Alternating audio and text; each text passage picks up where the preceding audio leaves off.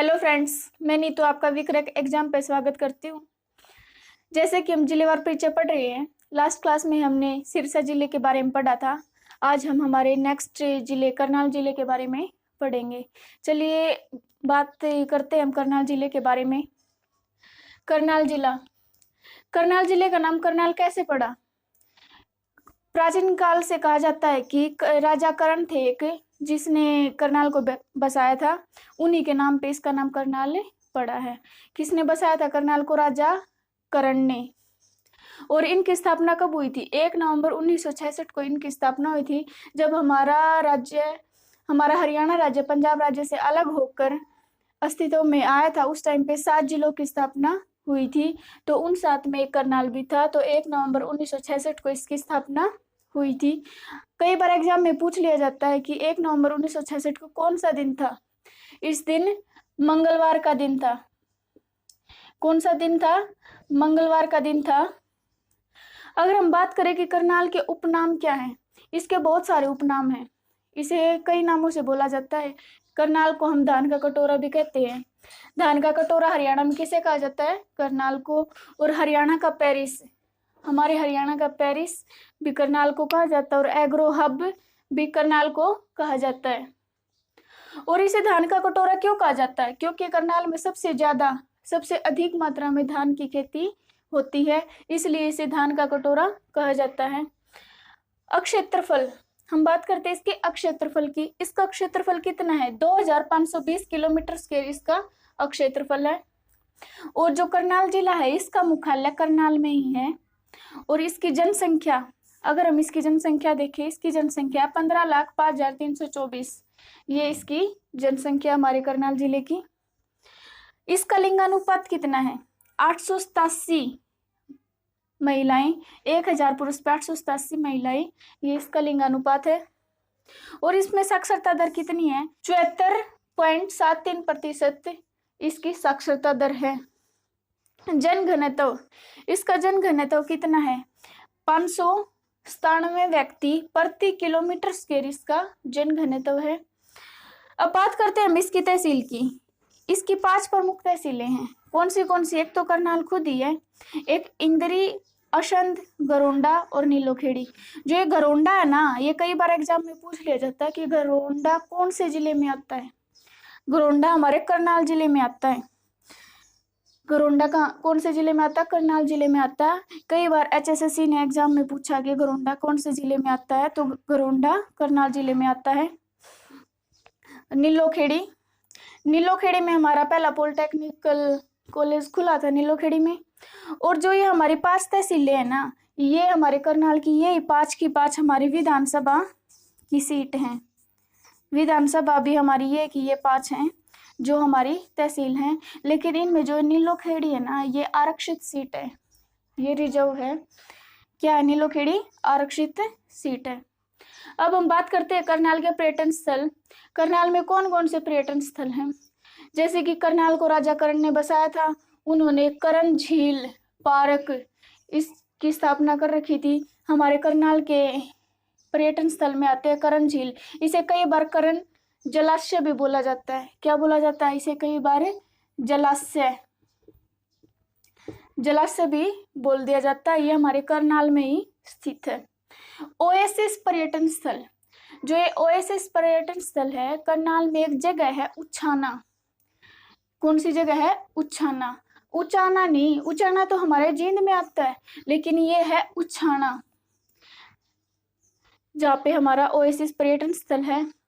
चक्रवर्ती झील, ये भी हमारे करनाल में ही है। और पुंडा पुल और अटल पार्क, ये भी हमारे करनाल में स्थित है। अब बात करते हैं हम करनाल के मेलों की। करनाल में 3 प्रमुख मेले हैं। कौन से हैं? सबसे पहले परासर का मेला। परासर का मेला कहाँ पे लगता है? तराइन। ये एक बहुत ही प्रसिद्ध जगह है। जैसे कि हम सभी जानते हैं कि तराइन में 2 प्रसिद्ध युद्ध हुए थे। तराइन के, इसे कई बार तरावड़ी के नाम से भी बोला जाता है तराइन को। तो तराइन के युद्धों के बारे में हम आगे बात करेंगे। अभी परासर का मेला कहाँ लगता है? हमारे तराइन में लगता है। बाबा सिमरनदास का मेला, ये कहाँ पे लगता है? ये इंद्री में लगता है। इंद्री, जो कि हमारी तहसील भी थी और विधानसभा सीट भी है। तो बाबा सिमरन दास का मेला इंद्री में लगता है और इंद्री में ही बाबा सिमरन दास की समाधि भी बनाई गई है। छड़ियों का मेला, छड़ियों का मेला हमारे अमूरपुर जगह है करनाल में, वहां पे छड़ियों का मेला लगता है। अब बात करते हैं हम करनाल के प्रसिद्ध युद्धों की।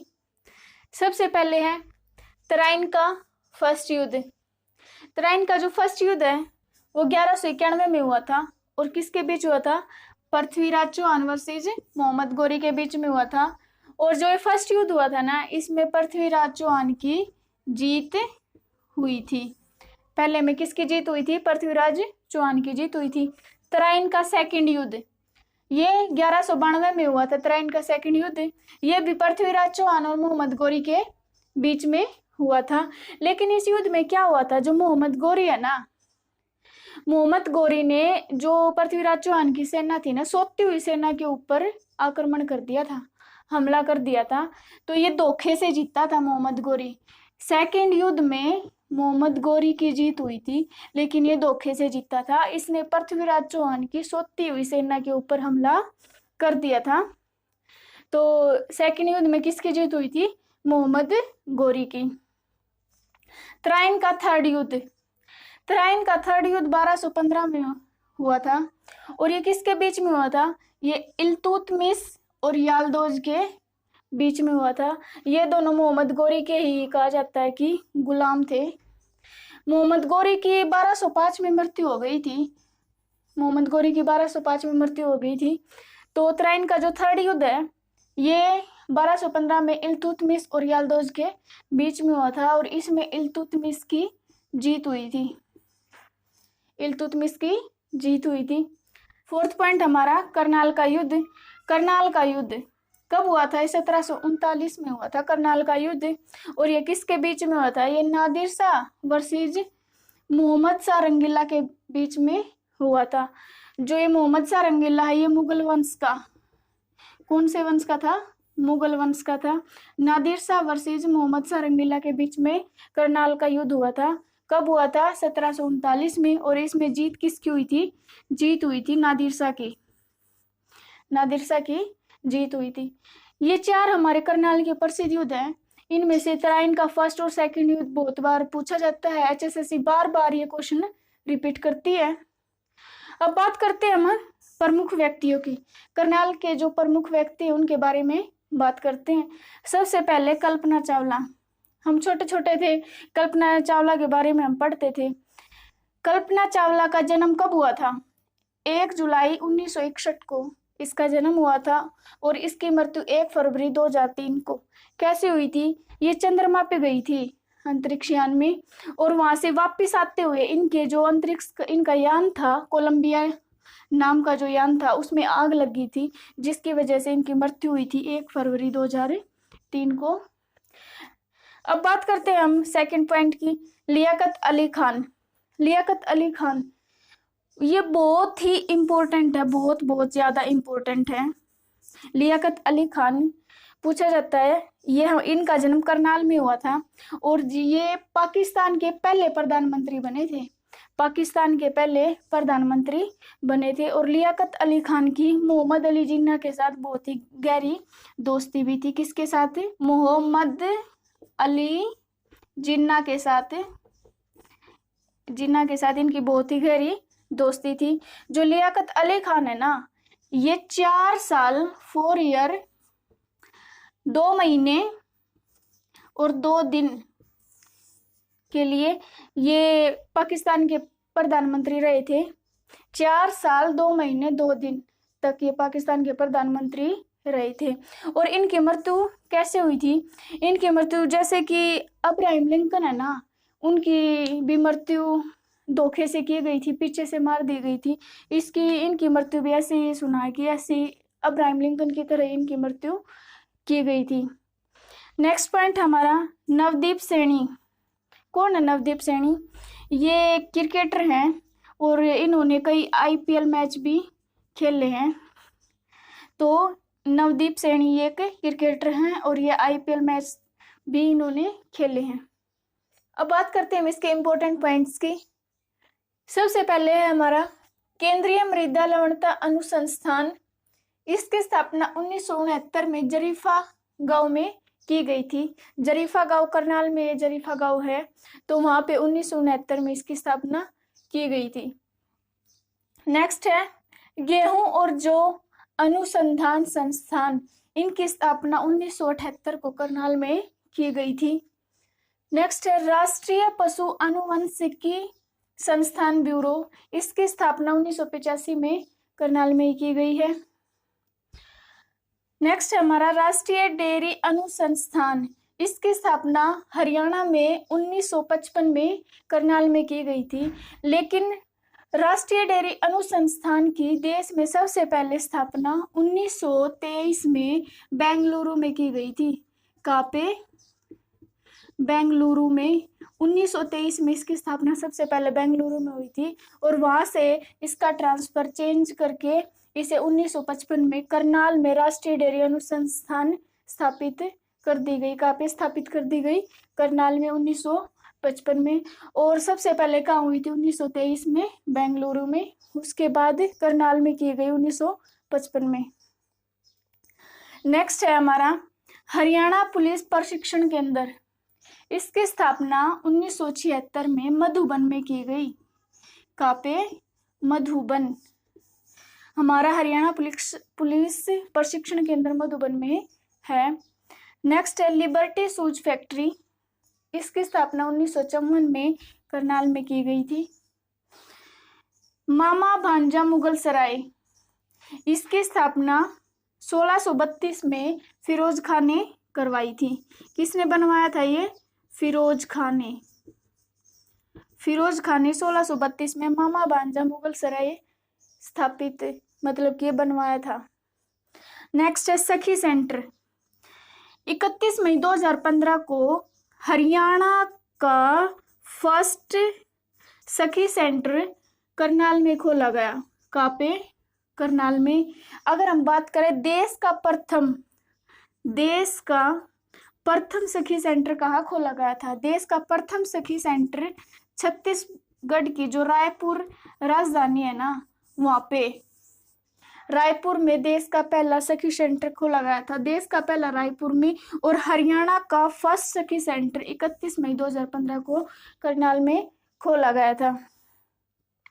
नेक्स्ट है हरियाणा का फर्स्ट बागवानी विश्वविद्यालय कहाँ पर स्थापित किया गया है? ये अंजनथली गांव है, ये अंजनथली, वहां पे हरियाणा का फर्स्ट बागवानी विश्वविद्यालय स्थापित किया गया, और इसकी स्थापना 6 अप्रैल 2016 को हुई थी। इसकी स्थापना कब हुई थी? 6 अप्रैल 2016 को।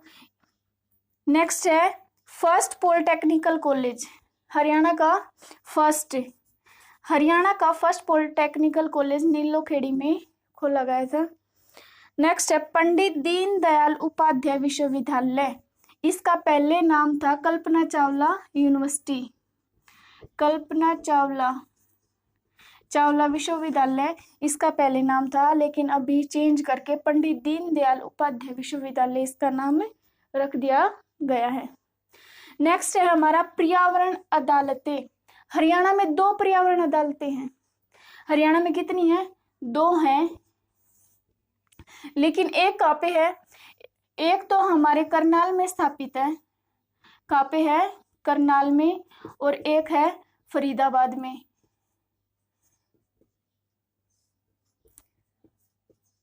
एक है फरीदाबाद में।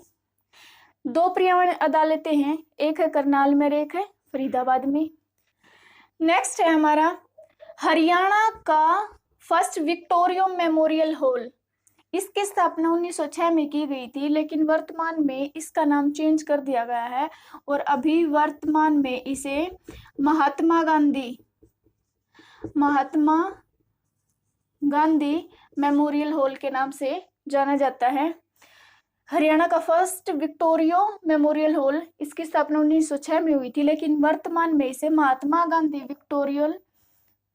गांधी मेमोरियल हॉल के नाम से जाना जाता है। नेक्स्ट है हरियाणा का फर्स्ट सैनिक स्कूल कहाँ पे स्थापित है? कुंजपुरा में खोला गया है। हरियाणा का फर्स्ट सैनिक स्कूल कुंजपुरा में 24 जुलाई 1961 में खोला गया था। नेक्स्ट है हमारा इग्नू विश्वविद्यालय। इसकी स्थापना 1991 में करनाल में की गई थी। देखिए फ्रेंड्स, ये एग्जाम के पॉइंट्स ऑफ व्यू से हमारे जो ये 15 इंपॉर्टेंट पॉइंट्स जो मैंने अभी करवाए हैं आपके, ये बहुत ही ज़्यादा इंपॉर्टेंट है। HSSC ये जो 15 पॉइंट है बार बार रिपीट कर चुकी है, आगे भी इनके आने की संभावनाएं हैं। तो आशा करती हूँ कि आपको ये 15 पॉइंट्स अच्छे से समझ आए हों। तो चलिए फ्रेंड्स, आज के लिए इतना ही। नेक्स्ट क्लास में हम फिर मिलेंगे हमारे एक नए टॉपिक के साथ। अगर आपको हमारी क्लास अच्छी लगे तो इसे लाइक शेयर जरूर कीजिए और हमारे चैनल को सब्सक्राइब करना मत भूलिए।